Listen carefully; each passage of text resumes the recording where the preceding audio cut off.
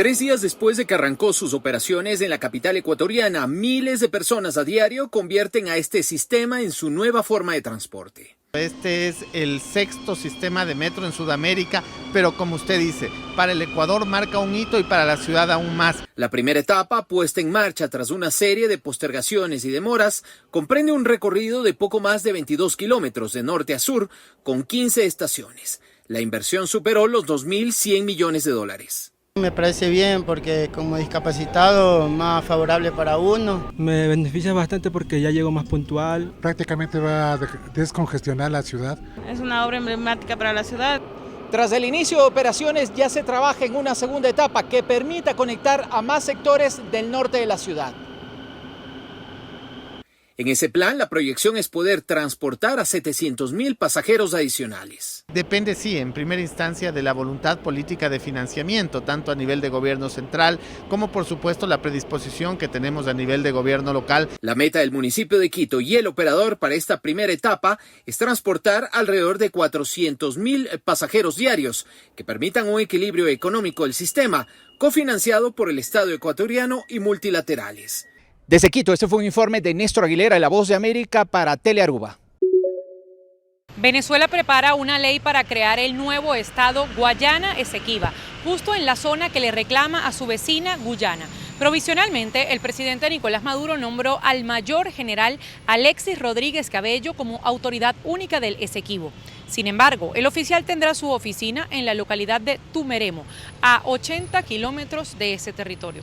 Entre otras decisiones, Maduro encargó a la petrolera nacional PDVSA crear un departamento en el lugar y evaluar dar concesiones a empresas internacionales del petróleo y del gas.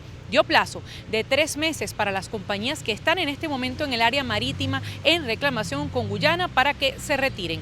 A partir de hoy, el mapa de Venezuela no tendrá barras diagonales ni la frase zona en reclamación en el Esequibo.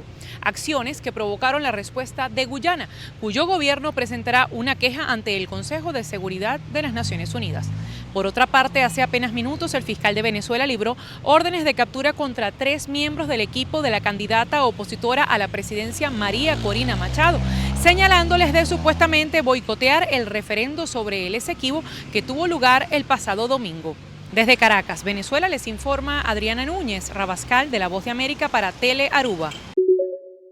Más de 103 millones de personas han compartido el videogame trailer release de Grand Theft Auto 6, haciendo saque el videogame trailer release más compartido en el promedio 24 horas. La compañía Rockstar ha lanzado saque en la plataforma de YouTube y según Guinness World Records, es cifra aquí te refleja la popularidad y anticipación de juego aquí entre fanáticos que aguardan 10 años para una versión nueva de GTA. Mr. Beast ha tiene varias celebridades que no podrán contener la emoción en el momento que mira el trailer aquí.